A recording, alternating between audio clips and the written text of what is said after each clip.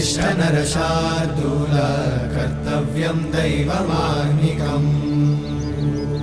उत्तिष्ठोत्तिष्ठ गोविन्द उत्तिष्ठ गरुडध्वज उत्तिष्ठ कमलाकान्त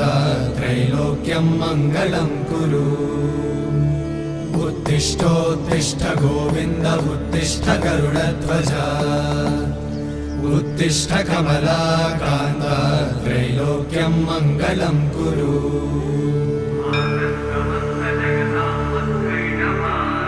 मातः समस्त जगतां मधुकैटभारे